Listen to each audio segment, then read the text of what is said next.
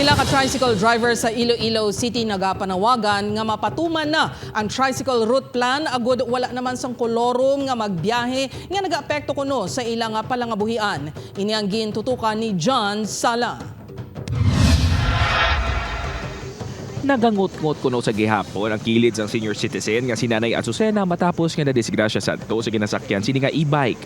Humalin sadto, nakulbaan ako no ini nga magsakay sa e-bike. Piraron ko ma-disgrasya nga daan sa kwangaran. Oo. Bari awa ko. Tason tuhod ko magtimba. Kung kakulbang na batyagan ni Nanay Azucena, kaakig naman ang kanday Manong Bert kag Manong John Robert nga mga tricycle driver. Hindi ko no abi insyakto nga nagabayad sila para sa ilang prangkisa nga makabiyahe samtang ang mga e-bike wala na gani kuno sang prangkisa kun kaisa nagapang-agaw pa sang pasahero. Gani ang ilahingyo mapasar na kuno kag mapatuman ang tricycle route plan sa syudad. Kami papasugot pa na kami mabiyahe sila. Butang na sa saktong oras pa sa mga gabi o kagahon. Halit gid kay iti siyang hamon nga ruta. Bali sila wala na sila sa posisyon magkuha sa pasahero mo. Kung kisa ang hamon nga pasahero ginakuha na nila ti dira nagaka ang away.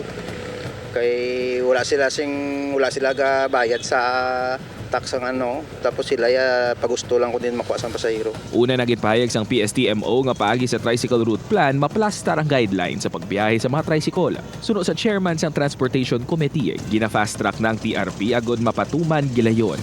Ginahitsota na lang sa karon ang aton nga tricycle route plan because we want to make sure nga ma-identify and mabuligan naton legitimize ang operations ng aton mga tricycle and so that they can also be easily identified through features nga aton man set for legitimate nga may franchise nga mga tricycle. Suno kay Kabaluna, nahangpan sang konseho nga nagatinguha man nga maka-income ang mga e-bike driver. Apang kung basehan ang kasuguan, hindi ang mga ini pwede makapamasada. Kag risgo man sa driver kag mga pasahero ang pagbiyahe sa National Highway.